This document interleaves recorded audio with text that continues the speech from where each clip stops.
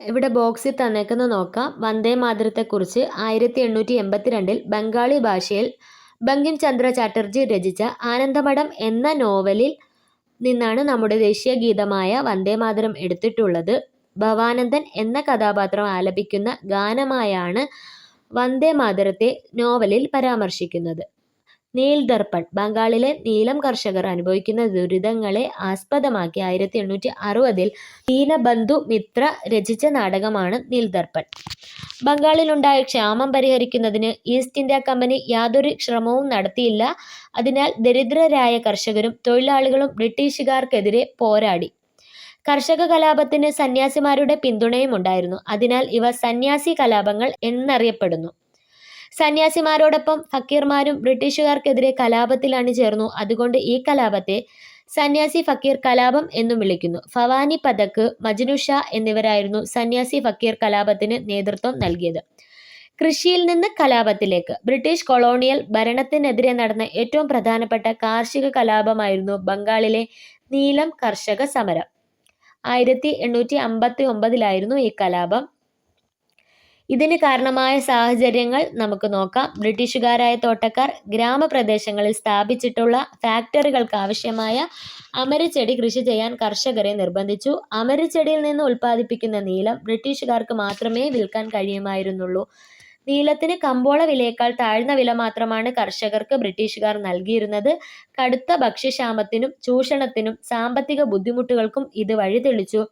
കൃത്രിമ ചായം കണ്ടെത്തിയതോടെ നീലത്തിന്റെ ആവശ്യകത കുറഞ്ഞത് ദാരിദ്ര്യം വർദ്ധിപ്പിച്ചു. മറ്റ് വഴികളില്ലാതെ കർഷകർ ബ്രിട്ടീഷുകാർക്കെതിരെ പ്രക്ഷോഭത്തിന്റെ പാതയിലേക്ക് തിരിഞ്ഞു. ദിഗംബർ ബിശ്വാസിന്റെയും വിഷ്ണു ബിശ്വാസിന്റെയും നേതൃത്വത്തിലായിരുന്നു നീലം കലാപത്തിന് തുടക്കം കുറിച്ചത്. ബംഗാളിലുടനീളം കലാപം പടർന്നു പിടിച്ചതോടെ കർഷകർ നീലം കൃഷി ഉപേക്ഷിച്ചു. തുടർന്ന് നീലം ഫാക്ടറികൾ ആക്രമിച്ചു. കൃഷിക്കാരുടെ പ്രതിരോധം ശക്തമായപ്പോൾ തോട്ടക്കാർ ഫാക്ടറികൾ അടച്ചുപൂട്ടുകയും ബംഗാളിൽ നീലം കൃഷി ഏതാണ്ട് ഇല്ലാതാവുകയും ചെയ്തു. കാടുണർന്നപ്പോൾ ഏറ്റവും സാഹസികമായ ധൈര്യമാണ് സാന്താളുകൾ പ്രകടിപ്പിച്ചത്. എപ്പോഴാണ് പിടിക്കപ്പെട്ട് ദണ്ഡന വിധേയരാകുക എന്നറിയില്ലെങ്കിലും അവർ കീഴടങ്ങാൻ തയ്യാറായില്ല. ഒരിക്കൽ 45 സാന്താളുകൾ ഒരു മൺകുടിലിൽ അഭയം തേടി ബ്രിട്ടീഷ് പട്ടാളക്കാർക്കെതിരെ പോരാടി. കുടിലിന് നേരെ തുരുതുരാ വെടിയുണ്ടകൾ പാഞ്ഞു. ഓരോ തവണയും ശരവർഷം കൊണ്ട് സാന്താളുകൾ മറുപടി നൽകി. അവസാനം വെടിനിർത്തി കുടിലിൽ പ്രവേശിച്ച പട്ടാളക്കാർക്ക് ഒരു വൃദ്ധനെ മാത്രമാണ് ജീവനോടെ കാണാനായത്. ഒരു പട്ടാളക്കാരൻ അയാളോട് കീഴടങ്ങാൻ ആവശ്യപ്പെട്ടു. തുടർന്ന് പാഞ്ഞെടുത്ത വൃദ്ധൻ തന്റെ മഴു കൊണ്ട് അയാളെ വെട്ടിവീഴ്ത്തി. സാന്താൾ ഗോത്ര ജനതയുടെ ധീരത കാണിക്കുന്ന കുറിപ്പാണ് മുകളിൽ കൊടുത്തിരിക്കുന്നത്. എന്തിനായിരിക്കും സാന്താൾ ജനത ബ്രിട്ടീഷുകാർക്കെതിരെ പോരാടിയത്? 18-ാം നൂറ്റാണ്ടിൽ ബംഗാൾ പ്രവിശ്യയിലെ രാജ്മഹൽ കുന്നിലേക്ക് കുടിയേറിപ്പാർത്ത ഗോത്ര ജനവിഭാഗമാണിവർ. ഭൂവുടമകൾ അന്യായമായി കരം പിരിക്കുകയും കൊള്ളപ്പലിശക്കാർ നിരന്തരമായി കടം നൽകുകയും പകരമായി അവരുടെ ധാന്യങ്ങളും വനവിഭവങ്ങളും തട്ടിയെടുക്കുകയും ചെയ്തിരുന്നു. ഇതെല്ലാം ബ്രിട്ടീഷുകാരുടെ പിൻബലത്തോടു കൂടിയായിരുന്നു നടന്നിരുന്നത്. ഭൂമിയുമായുള്ള ഗോത്ര ജനതയുടെ ബന്ധത്തെക്കുറിച്ച് യാതൊരു ധാരണയുമില്ലാതിരുന്ന ബ്രിട്ടീഷ് ഭരണകൂടത്തിന് ഇതെല്ലാം നികുതി വരുമാനം വർദ്ധിപ്പിക്കാനുള്ള ഉപാധികൾ മാത്രമായിരുന്നു. തങ്ങൾ നേരിട്ട അനീതികൾക്കെതിരെ ഗോത്ര ജനതയെ അണിനിരത്തി 1855 ബ്രിട്ടീഷുകാർക്കെതിരെ സാന്താളുകൾ പോരാട്ടങ്ങൾക്ക് തുടക്കം കുറിച്ചു. ഈ കലാപങ്ങൾക്ക് നേതൃത്വം നൽകിയ സിധുവിനെയും ഖാനുവിനെയും ബ്രിട്ടീഷുകാർ വധിച്ചു. കലാപം ക്രൂരമായി അടിച്ചമർത്തപ്പെട്ടെങ്കിലും ഗോത്ര ജനതയുടെ പ്രതിരോധം ചരിത്രത്തിലെ ഒരു സുപ്രധാന അധ്യായമായി സാന്താൾ കലാപം മാറി. ഉൽഗുലാൻ. സാന്താർ കലാപം പോലെ ഇന്ത്യയിലെ പല പ്രദേശങ്ങളിലും ഗോത്ര ജനതയുടെ കലാപങ്ങൾ ഉണ്ടായി. 19-ാം നൂറ്റാണ്ടിന്റെ അവസാന ദശകത്തിൽ നടന്ന ഗോത്രവർഗ കലാപമാണ് ഉൽഗുലാൻ. ഇത് മുണ്ട കലാപം എന്നാണ് പൊതുവെ അറിയപ്പെടുന്നത്. വലിയ കോലാഹലം അല്ലെങ്കിൽ വലിയ ഇളക്കം എന്നാണ് ഉൽഗുലാൻ എന്ന പദത്തിന്റെ അർത്ഥം. ഇന്നത്തെ ജാർഖണ്ഡിലെ മുണ്ട ഗോത്ര വിഭാഗങ്ങളുടെ ജനവാസ മേഖലകളിൽ ബ്രിട്ടീഷ് കൊളോണിയൽ ഭരണത്തെ തകർത്ത് മുണ്ട രാജ് സ്ഥാപിക്കാൻ ശ്രമിച്ച ബിർസ മുണ്ടയാണ് ഈ കലാപത്തിന് നേതൃത്വം നൽകിയത്. ഈ കലാപത്തിന്റെ കാരണങ്ങൾ ബ്രിട്ടീഷ് കൊളോണിയൽ ചൂഷണവും ഭൂമി പിടിച്ചെടുക്കലും പണമിടപാടുകാരുടെയും വ്യാപാരികളുടെയും സാമ്പത്തിക ചൂഷണം. 1890 1809 മുണ്ട ഗോത്ര വിഭാഗം ബ്രിട്ടീഷുകാർക്കെതിരെ സായുധ കലാപം ആരംഭിച്ചു. ബ്രിട്ടീഷ് പോലീസുമായി പല സ്ഥലത്തും ഏറ്റുമുട്ടലുകൾ ഉണ്ടായി. റാഞ്ചിയിൽ നടന്ന വെടിവെപ്പിൽ ഒട്ടേറെ മുണ്ട ഗോത്ര വിഭാഗക്കാർ കൊല്ലപ്പെട്ടു. ബിർസ മുണ്ട തടവിലാവുകയും അവിടെ വെച്ച് മരണപ്പെടുകയും ചെയ്തു. മുണ്ട കലാപത്തെ ബ്രിട്ടീഷുകാർ ക്രൂരമായി അടിച്ചമർത്തി. കുറിച്യർ കലാപം, പഹാരിയ കലാപം, കോൾ പ്രക്ഷോഭം, ഭീൽ കലാപം, ഖാസി കലാപം തുടങ്ങിയവ ബ്രിട്ടീഷുകാർക്കെതിരെ ഇന്ത്യയുടെ വിവിധ ഭാഗങ്ങളിൽ നടന്ന ചില ഗോത്ര കലാപങ്ങളാണ്. ബിർസ മുണ്ട എന്ന് പറയുന്നത് ബിർസ മുണ്ടയുടെ ജന്മദിനമായ നവംബർ 15 ജൻജാതീയ ഗൗരവ് ദിവസ് ഗോത്രാഭിമാന ദിനം ആയി 2021 മുതൽ ഇന്ത്യയിൽ ആചരിക്കുന്നു. ഇന്ത്യൻ പാർലമെന്റിൽ ഛായാചിത്രം സ്ഥാപിച്ച് ആദരിക്കപ്പെട്ടിട്ടുള്ള ഏക ഗോത്ര ജനതയുടെ നേതാവാണ് ബിർസ മുണ്ട. ബിർസ മുണ്ടയെ കേന്ദ്ര കഥാപാത്രമാക്കി ഇക്ബാൽ ദുറാനി രചിച്ച കൃതിയാണ് ഗാന്ധി സേ പഹ്ലെ ഗാന്ധി. ബിർസ മുണ്ടയെ കേന്ദ്ര കഥാപാത്രമാക്കി മഹാശ്വേത ദേവി രചിച്ച കൃതിയാണ് ആരണ്യർ അധികാർ. പോളിഗർ, പാളയം അഥവാ സൈനിക താവളം എന്നർത്ഥം വരുന്ന പാളയക്കാർ എന്ന തമിഴ് പദത്തിൽ നിന്നാണ് പോളിഗർ എന്ന ഇംഗ്ലീഷ് പദം ഉണ്ടായത്. അടുത്തത് പോരാട്ടത്തിന്റെ ഗർജനം. ബ്രിട്ടീഷുകാരുടെ നയങ്ങൾ തമിഴ്നാട്ടിലെ സൈനിക തലവന്മാരായ പോളിഗർമാരെയും ബാധിച്ചു. തിരുനെൽവേലിയിലെ പാഞ്ചാലം കുറിച്ചിയിലെ പോളിഗറായിരുന്ന വീരപാണ്ഡ്യ കട്ടബൊമ്മനും ശിവഗംഗയിലെ പോളിഗർമാരായിരുന്ന മരുത് പാണ്ഡ്യ സഹോദരന്മാരും ബ്രിട്ടീഷുകാർക്കെതിരെയുള്ള പോരാട്ടത്തിൽ സുപ്രധാന പങ്കുവഹിച്ചവരായിരുന്നു. ജനങ്ങളുടെ സംരക്ഷകൻ എന്ന നിലയിൽ ജനങ്ങളുമായി നല്ല ബന്ധമായിരുന്നു കട്ടബൊമ്മനുണ്ടായിരുന്നത്. ജനങ്ങളിൽ നിന്നുള്ള നികുതി പിരിവും പോളിഗറുടെ ചുമതലയായിരുന്നു. പാഞ്ചാലം കുറിച്ചിയിലെ ഭരണാധികാരി ബ്രിട്ടീഷുകാർക്ക് കീഴടങ്ങിയെങ്കിലും കട്ടബൊമ്മൻ അതിന് തയ്യാറായില്ല. നിലവിലുള്ള നികുതി വർദ്ധിപ്പിച്ച് ബ്രിട്ടീഷുകാർ ജനങ്ങളെ കൂടുതൽ ബുദ്ധിമുട്ടിച്ചു. നികുതി പിരിവിനെ ചോദ്യം ചെയ്തതായിരുന്നു കട്ടബൊമ്മനെ ബ്രിട്ടീഷുകാരുടെ ശത്രുവാക്കിയത്. കട്ടബൊമ്മനും ശിവഗംഗയിലെ പോളിഗർമാരായിരുന്ന മരുതു പാണ്ഡ്യ സഹോദരന്മാരും ബ്രിട്ടീഷുകാർക്കെതിരെ പോരാടി വീരമൃത്യു വരിച്ചു. അടുത്തത് വെല്ലൂർ കലാപം. ബ്രിട്ടീഷുകാർക്കെതിരെ ഇന്ത്യയിൽ നടന്ന ആദ്യത്തെ സൈനിക കലാപമായിരുന്നു തമിഴ്നാട്ടിലെ വെല്ലൂർ കലാപം. ബ്രിട്ടീഷ് സൈന്യത്തിലെ ഇന്ത്യക്കാരാണ് ഈ കലാപത്തിന് നേതൃത്വം നൽകിയത്. English east India company Indian സൈനികരുടെ വേഷവിധാനത്തിൽ വരുത്തിയ മാറ്റങ്ങളായിരുന്നു കലാപത്തിന്റെ പ്രധാന കാരണം. 1806 നടന്ന കലാപത്തെ ബ്രിട്ടീഷുകാർ അടിച്ചമർത്തിയെങ്കിലും തുടർന്നുണ്ടായ ബ്രിട്ടീഷ് വിരുദ്ധ പ്രക്ഷോഭങ്ങൾക്ക് വെല്ലൂർ കലാപം പ്രചോദനമായി. ആറ്റിങ്ങൽ കലാപം. ഇന്ത്യയിൽ ബ്രിട്ടീഷുകാർക്കെതിരെ നടന്ന ആദ്യകാല സംഘടിത കലാപമായിരുന്നു 1721 ആറ്റിങ്ങൽ കലാപം. കുരുമുളക് വ്യാപാരവുമായി ബന്ധപ്പെട്ടും ആഭ്യന്തര ഭരണ വിഷയങ്ങളിൽ ഇടപെട്ടും ജനങ്ങൾക്കിടയിൽ വർഗീയ വംശീയ വിദ്വേഷം വളർത്താൻ ശ്രമിച്ചും ആറ്റിങ്ങൽ പ്രദേശത്ത് അരാജകത്വം സൃഷ്ടിക്കാൻ ബ്രിട്ടീഷുകാർ നിരന്തരം ശ്രമിച്ചിരുന്നു. ഭരണാധികാരിയായിരുന്ന ആറ്റിങ്ങൽ റാണിക്ക് ഓരോ പുതുവർഷത്തിലും പാരിതോഷികങ്ങൾ നൽകുന്ന പതിവ് 1721 ആവർത്തിക്കാനായി ബ്രിട്ടീഷുകാർ ശ്രമിച്ചു. എന്നാൽ ഇത് ഏതെങ്കിലും തരത്തിലുള്ള അപായത്തിന് കാരണമാകുമെന്ന് ഭയന്നതിനാൽ ചില നാട്ടുപ്രമാണിമാർ എതിർത്തു. നാട്ടുപ്രമാണിമാർ മുഖേന മാത്രം പാരിതോഷികങ്ങൾ നൽകിയാൽ മതിയെന്ന അവരുടെ അഭിപ്രായത്തെ വകവയ്ക്കാതെ ഗിഫോർഡിന്റെ നേതൃത്വത്തിലുള്ള 140ഓളം ബ്രിട്ടീഷുകാരടങ്ങുന്ന സംഘം ആറ്റിങ്ങൽ റാണിക്ക് സമ്മാനങ്ങൾ നൽകാനായി എത്തിയതാണ് സംഘർഷത്തിന് ഇടയാക്കിയത്. ഈ സംഘത്തെ വർഗ, വർണ്ണ, ജാതി, മത വ്യത്യാസമില്ലാതെ നാട്ടുകാർ ആക്രമിച്ച് വധിച്ചു. മാത്രമല്ല അഞ്ചുതെങ്ങിലെ ബ്രിട്ടീഷ് കോട്ട വളഞ്ഞ് ഉപരോധം ഏർപ്പെടുത്തി. കേരളത്തിൽ ബ്രിട്ടീഷ് അധികാരത്തിനെതിരെ നടന്ന ആദ്യകാല സംഘടിത ജനകീയ പ്രക്ഷോഭമെന്ന നിലയിൽ ആറ്റിങ്ങൽ കലാപം പ്രാധാന്യം അർഹിക്കുന്നു. സ്ത്രീ മുന്നേറ്റം. ബ്രിട്ടീഷുകാരുടെ നയങ്ങൾ ഇന്ത്യയിലെ ഭരണാധികാരികളെയും ബാധിച്ചു. ബ്രിട്ടീഷുകാർക്കെതിരെ ആയുധമെടുത്ത് പോരാടിയ ധീര വനിതയായിരുന്നു കിട്ടൂർ റാണി ചിന്നമ്മ. മറാത്ത ഭരണത്തിന്റെ മേൽക്കോയ്മ അംഗീകരിച്ച കർണാടകയിലെ നാട്ടുരാജ്യമായിരുന്നു കിട്ടൂർ. മൂന്നാം ആംഗ്ലോ മറാത്ത യുദ്ധങ്ങളിൽ ബ്രിട്ടീഷുകാർ വിജയിച്ചതോടെ കിട്ടൂർ പ്രദേശം ഇംഗ്ലീഷ് ഈസ്റ്റ് ഇന്ത്യ കമ്പനിയുടെ നിയന്ത്രണത്തിലായി. ശിവലിംഗ രുദ്ര ദേശായി ആയിരുന്നു കിട്ടൂരിന്റെ ഭരണാധികാരി. അദ്ദേഹത്തിന്റെ മരണശേഷം വിധവയായ ചിന്നമ്മ ഒരു ആൺകുട്ടിയെ ദത്തെടുക്കാൻ തീരുമാനിച്ചു. ഇത് ഇംഗ്ലീഷ് ഈസ്റ്റ് ഇന്ത്യ കമ്പനി തടയുകയും കിട്ടൂരിനെ ബ്രിട്ടീഷ് ഇന്ത്യയോട് കൂട്ടിച്ചേർക്കുകയും ചെയ്തു. ഇതിൽ പ്രകോപിതയായ കിട്ടൂർ റാണി ചിന്നമ്മ ബ്രിട്ടീഷുകാരുമായി യുദ്ധം പ്രഖ്യാപിച്ചു.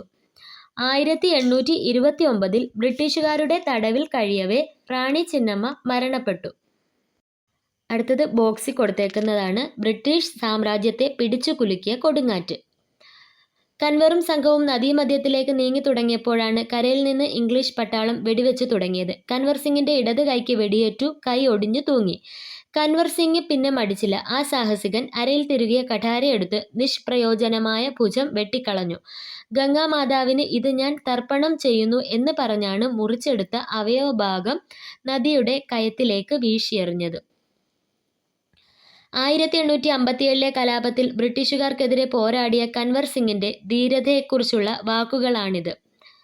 എന്തിനായിരിക്കാം കൻവർ സിംഗ് ബ്രിട്ടീഷുകാർക്കെതിരെ പോരാടിയത്? ഇംഗ്ലീഷ് ഈസ്റ്റ് ഇന്ത്യ കമ്പനിക്കെതിരെ ഇന്ത്യയുടെ പല ഭാഗത്തും ഒറ്റപ്പെട്ട പോരാട്ടങ്ങൾ ഉണ്ടായിരുന്നുവെന്ന് നിങ്ങൾ തിരിച്ചറിഞ്ഞല്ലോ. അത്തരം പോരാട്ടങ്ങളെയെല്ലാം കമ്പനി പട്ടാളം അടിച്ചമർത്തി. എന്നാൽ ബ്രിട്ടീഷ് സാമ്രാജ്യത്തിനെതിരായി ഇന്ത്യയിൽ നടന്ന സംഘടിത കലാപമായിരുന്നു 1857 ഉണ്ടായിരുന്നത്. അതുകൊണ്ട് തന്നെ ചരിത്രകാർ ഈ കലാപത്തെ ഇന്ത്യയുടെ ഒന്നാം സ്വാതന്ത്ര്യ സമരമായി വിശേഷിപ്പിക്കുന്നു. സാധാരണക്കാർ, കർഷകർ, കൈത്തൊഴിലുകാർ, നാട്ടുരാജാക്കന്മാർ, സൈനികർ, ഭൂപ്രഭുക്കൾ തുടങ്ങി സമൂഹത്തിലെ വിവിധ ജനവിഭാഗങ്ങൾ പങ്കെടുത്ത ആദ്യത്തെ ബ്രിട്ടീഷ് വിരുദ്ധ സമരമായിരുന്നു ഇത്. വിവിധ ജനവിഭാഗങ്ങളെ കലാപത്തിൽ പങ്കെടുക്കാൻ പ്രേരിപ്പിച്ച ഘടകങ്ങൾ എന്തെല്ലാമായിരിക്കാം? ബ്രിട്ടീഷുകാർ നടപ്പിലാക്കിയ ഭരണപരിഷ്കാരങ്ങൾ കലാപത്തിന് കാരണമായി. ഇത്തരത്തിലുള്ള 2 ബ്രിട്ടീഷ് നയങ്ങളായിരുന്നു സൈനിക സഹായ വ്യവസ്ഥയും ദത്തവകാശ നിരോധന നിയമവും. സൈനിക സഹായ വ്യവസ്ഥ ഇന്ത്യയിൽ ബ്രിട്ടീഷുകാരുടെ സാമ്രാജ്യത്വ വികസനത്തിനും കൂടുതൽ അധീശത്വം ഉറപ്പിക്കുന്നതിനും വേണ്ടി ഗവർണർ ജനറലായിരുന്ന വെല്ലസ്ലി പ്രഭു നടപ്പിലാക്കിയ പദ്ധതിയാണ് സൈനിക സഹായ വ്യവസ്ഥ. ഇത് പ്രകാരം ബ്രിട്ടീഷുകാരുമായി സൈനിക സഖ്യത്തിലേർപ്പെടുന്ന നാട്ടുരാജ്യങ്ങൾ ചില വ്യവസ്ഥകൾ പാലിക്കേണ്ടിയിരുന്നു. സൈനിക സഹായ വ്യവസ്ഥയിൽ ഏർപ്പെടുന്ന നാട്ടുരാജാവ് കമ്പനി സൈന്യത്തിന്റെ ഒരു യൂണിറ്റ് തന്റെ രാജ്യത്തിനുള്ളിൽ സ്ഥിരമായി പാർപ്പിക്കണം. കമ്പനിയുടെ സൈനിക വിഭാഗത്തിലുള്ള എല്ലാ ചെലവും സഖ്യത്തിലേർപ്പെടുന്ന രാജാവ് വഹിക്കണം. കമ്പനിയുടെ അനുമതിയില്ലാതെ മറ്റു യൂറോപ്യൻ രാജ്യങ്ങളുമായി സഖ്യത്തിൽ ഏർപ്പെടാൻ പാടില്ല. ബ്രിട്ടീഷ് ഗവർണർ ജനറലുമായി ആലോചിക്കാതെ ഒരു നടപടിയും സഖ്യരാജാവ് നടപ്പിലാക്കാൻ പാടില്ല. സഖ്യരാജാവ് തന്റെ രാജ്യത്ത് ഒരു ബ്രിട്ടീഷ് റെസിഡന്റിനെ താമസിപ്പിക്കണം. ഈ വ്യവസ്ഥകൾ ലംഘിക്കപ്പെട്ടാൽ നാട്ടുരാജ്യത്തെ ബ്രിട്ടീഷുകാർക്ക് പിടിച്ചെടുക്കാം. അടുത്തതായി ദത്തവകാശ നിരോധന നിയമം. ഒരു നാട്ടുരാജ്യത്തിലെ ഭരണാധികാരി പിന്തുടർച്ച അവകാശികളായി ആൺമക്കൾ ഇല്ലാതെ മരിച്ചാൽ മറ്റൊരു കുടുംബത്തിൽ നിന്ന് ഒരാൺകുട്ടിയെ അനന്തരാവകാശിയായി ദത്തെടുക്കുന്ന സമ്പ്രദായം നിലവിലുണ്ടായിരുന്നു. എന്നാൽ ബ്രിട്ടീഷ് ഗവർണർ ജനറലായിരുന്ന ഡൽഹൌസി പ്രഭു നടപ്പിലാക്കിയ ദത്തവകാശ നിരോധന നിയമപ്രകാരം ദത്തെടുക്കാനുള്ള രാജാവിന്റെ അധികാരം ഇല്ലാതായി. അനന്തരാവകാശി ഇല്ലാതാകുന്നതോടെ ആ നാട്ടുരാജ്യം ഇംഗ്ലീഷ് ഈസ്റ്റ് ഇന്ത്യ കമ്പനിയുടെ നിയന്ത്രണത്തിലാകും. ഈ 2 നിയമങ്ങൾ പ്രകാരം നിരവധി നാട്ടുരാജ്യങ്ങളെ ബ്രിട്ടീഷ് ഇന്ത്യയോട് കൂട്ടിച്ചേർത്തു. ദുർഭരണം ആരോപിച്ച് ഔധ് എന്ന നാട്ടുരാജ്യവും ബ്രിട്ടീഷ് ഇന്ത്യയോട് കൂട്ടിച്ചേർത്തു. ഈസ്റ്റ് ഇന്ത്യ കമ്പനിയിലെ ഇന്ത്യൻ സൈനികർക്ക് ബ്രിട്ടീഷുകാരോടുണ്ടായിരുന്ന അസംതൃപ്തിയായിരുന്നു 1857 കലാപത്തിന്റെ മറ്റൊരു കാരണം. ബ്രിട്ടീഷ് പടയാളികളുടെ അത്ര തന്നെ സമർത്ഥരായിരുന്നെങ്കിലും ഇന്ത്യൻ സൈനികർക്ക് കുറഞ്ഞ വേതനവും മോശം ഭക്ഷണവും താമസ സൗകര്യവുമായിരുന്നു നൽകിയിരുന്നത്. അതൃപ്തി നിറഞ്ഞ ഈ സാഹചര്യത്തിലാണ് കമ്പനി പുതിയ തരം എൻഫീൽഡ് തോക്കുകൾ സൈനികർക്ക് വിതരണം ചെയ്തത്. അതിന്റെ വെടിയുണ്ടകൾക്ക് ഗ്രീസ് പുരട്ടിയ ഒരു കടലാസ് കവർ ഉണ്ടായിരുന്നു. തോക്കിൽ വെടിയുണ്ട നിറയ്ക്കുന്നതിനു മുമ്പ് ഈ കവർ കടിച്ചു കീറണമായിരുന്നു. കവറിൽ പുരട്ടിയിരുന്നത് പശുവിന്റെയും പന്നിയുടെയും കൊഴുപ്പിൽ നിന്നുണ്ടാക്കിയ ഒരു തരം ഗ്രീസ് ആയിരുന്നു എന്ന പ്രചരണം സൈനികർക്ക് ഇടയിലുണ്ടായി. ഇത് അവരുടെ മതവിശ്വാസത്തെ വ്രണപ്പെടുത്തുന്നതായിരുന്നു. ഇതിനെതിരെ ആദ്യമായി പ്രതിഷേധിച്ചത് ബരക്പൂരിലെ സൈനികനായിരുന്ന മംഗൾ പാണ്ഡെ ആയിരുന്നു. തോക്കിൽ വെടിയുണ്ട നിറയ്ക്കുന്നതിന് നിർബന്ധിച്ച ബ്രിട്ടീഷ് സൈനികനെ ആക്രമിച്ചതിന് മംഗൾ പാണ്ഡെയെ 1857 ഏപ്രിൽ 8 ബ്രിട്ടീഷുകാർ തൂക്കിലേറ്റി. 1857 കലാപം ആരംഭിച്ചത് ഉത്തർപ്രദേശിലെ മീററ്റിലായിരുന്നു. മംഗൾ പാണ്ഡെയുടെ വധത്തെ തുടർന്ന് സംഘടിച്ച ഇന്ത്യക്കാരായ സൈനികർ ഡൽഹിയിലെത്തി മുഗൾ ഭരണാധികാരിയായ ബഹദൂർ ഷാ രണ്ടാമനെ ഇന്ത്യയുടെ ചക്രവർത്തിയായി പ്രഖ്യാപിച്ചു. സൈനികരെ കൂടാതെ അധികാരം നഷ്ടപ്പെട്ട നാട്ടുരാജ്യങ്ങളിലെ ഭരണാധികാരികളും കർഷകരും മറ്റു ജനവിഭാഗങ്ങളും ഉത്തരേന്ത്യയുടെ പല ഭാഗങ്ങളിലും കലാപത്തിൽ പങ്കെടുത്തു. മാസങ്ങൾ കൊണ്ട് ബ്രിട്ടീഷുകാർ എല്ലായിടത്തും ലഹള അടിച്ചമർത്തി. നിരവധി ഇന്ത്യക്കാരെ വെടിവെച്ചു കൊന്നു. വളരെ പേരെ പീരങ്കിയുണ്ടയ്ക്ക് ഇരയാക്കി. അനേകായിരങ്ങളെ വഴിമരക്കൊമ്പുകളിൽ ജീവനോടെ തലകീഴായി കെട്ടിത്തൂക്കി. ഔധിൽ മാത്രം കലാപത്തിൽ കൊല്ലപ്പെട്ട 1.5 ലക്ഷം പേരിൽ 1 ലക്ഷം പേർ സാധാരണക്കാരായിരുന്നു. ബ്രിട്ടീഷുകാരുടെ ക്രൂരമായ അടിച്ചമർത്തലിനെ ശക്തമായി പ്രതിരോധിക്കാൻ ഇന്ത്യയിലെ വിവിധ ജനവിഭാഗങ്ങളുടെ ഐക്യത്തിന് സാധിച്ചു. കലാപം നടക്കാത്ത ഇടങ്ങളിൽ പോലും സാധാരണ ജനങ്ങളുടെ പിന്തുണ കലാപകാരികൾക്കുണ്ടായിരുന്നു. കലാപത്തിൻ്റെ യഥാർത്ഥ ശക്തി ഹിന്ദു മുസ്ലിം ഐക്യമായിരുന്നു. കൻവർ സിംഗിൻ്റെ കഥ നിങ്ങൾ വായിച്ചല്ലോ. ഇതുപോലെ ധാരാളം ദേശസ്നേഹികൾ ബ്രിട്ടീഷുകാർക്കെതിരെ പോരാടിയിട്ടുണ്ട്. അവരിൽ ചിലരെ നമുക്ക് പരിചയപ്പെടാം. ഡൽഹിയിൽ കലാപത്തിന് നേതൃത്വം നൽകിയത് ബഹദൂർ ഷാ രണ്ടാമനും ജനറൽ ഫക്ത് ഖാനുമായിരുന്നു. ഇതിൻ്റെ സവിശേഷതകൾ: കലാപകാരികൾ ഇന്ത്യയുടെ ചക്രവർത്തിയായി പ്രഖ്യാപിച്ചു. വിപ്ലവാനന്തരം ബ്രിട്ടീഷുകാർ റങ്കൂണിലേക്ക് നാടുകടത്തി. ബഹദൂർ ഷാ രണ്ടാമനെ സൈനിക ജനറലാക്കി. അടുത്തത് ഝാൻസിയിൽ റാണി ലക്ഷ്മിഭായി ആണ് നേതൃത്വം നൽകിയത്. ഝാൻസിയിലെ ഭരണാധികാരിയായിരുന്നു. അടുത്തത് കാൺപൂരിൽ കലാപത്തിന് നേതൃത്വം നൽകിയത് നാനാ സാഹിബും താന്ത്യ തോപ്പിയുമായിരുന്നു. ലക്നൌവിൽ ബീഗം ഹസ്രത്ത് മഹൽ, ബീഹാറിലെ ആരയിൽ കൻവർ സിംഗുമായിരുന്നു. 1857 കലാപം, സിനിമയും സാഹിത്യവും. മോഹൻ സിൻഹയുടെ 1857 കേതൻ മെഹ്ത സംവിധാനം ചെയ്ത മംഗൾ പാണ്ഡെ ദി റൈസിംഗ്, ക്രിഷ് ജഗർലമുഡിയുടെ Manikarnika, the queen of Jhansi എന്നീ ചലച്ചിത്രങ്ങൾ 1857 കലാപം പശ്ചാത്തലമാക്കി നിർമ്മിക്കപ്പെട്ടവയാണ്.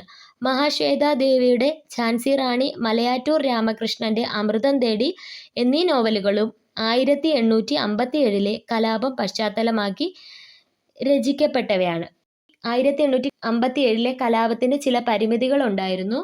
കലാപം ഉത്തരേന്ത്യയിലെ ഏതാനും ഭാഗങ്ങളിൽ മാത്രമായി ഒതുങ്ങി. കലാപത്തിന് സംഘടിത നേതൃത്വം ഉണ്ടായിരുന്നില്ല. കലാപകാരികളെക്കാൾ മെച്ചപ്പെട്ട സൈനിക ശേഷിയും സംഘാടന മികവും കമ്പനി സൈന്യത്തിനുണ്ടായിരുന്നു. ഇന്ത്യയിലെ മധ്യവർഗം പൊതുവെ കലാപത്തെ അനുകൂലിച്ചില്ല. നാട്ടുരാജ്യങ്ങളിലെ ഭരണാധികാരികളിൽ ഒരു വിഭാഗം കലാപത്തിൽ നിന്നും വിട്ടുനിന്നു. 1857 കലാപത്തെ ബ്രിട്ടീഷുകാർ അടിച്ചമർത്തിയെങ്കിലും അത് പിൽക്കാല ഇന്ത്യാ ചരിത്രത്തിൽ ശ്രദ്ധേയമായ സ്വാധീനം ചെലുത്തി. ഇന്ത്യയിലെ ഇംഗ്ലീഷ് ഈസ്റ്റ് ഇന്ത്യ കമ്പനിയുടെ ഭരണം അവസാനിച്ചു. ഇന്ത്യയുടെ ഭരണം ബ്രിട്ടീഷ് രാജ്ഞിയുടെ നേരിട്ടുള്ള നിയന്ത്രണത്തിലായി. ഗവർണർ ജനറൽ എന്നതിന് പകരം വൈസ്രോയി എന്ന പദവി നിലവിൽ വന്നു. ഇന്ത്യയുടെ പിൽക്കാല ദേശീയ പ്രസ്ഥാനങ്ങൾക്ക് പ്രചോദനമായി. കച്ചവടത്തിനായി വന്ന വിദേശികൾ ഇന്ത്യയിൽ രാഷ്ട്രീയ ആധിപത്യം നേടിയെടുത്തു. ഇതിനെതിരെ ഇന്ത്യയിലെ വിവിധ പ്രദേശങ്ങളിലെ ജനവിഭാഗങ്ങൾ നടത്തിയ ചെറുത്തുനിൽപ്പുകളും മുന്നേറ്റങ്ങളുമാണ് തുടർന്നുള്ള ദേശീയ സമരങ്ങൾക്ക് ഊർജം പകർന്നത്.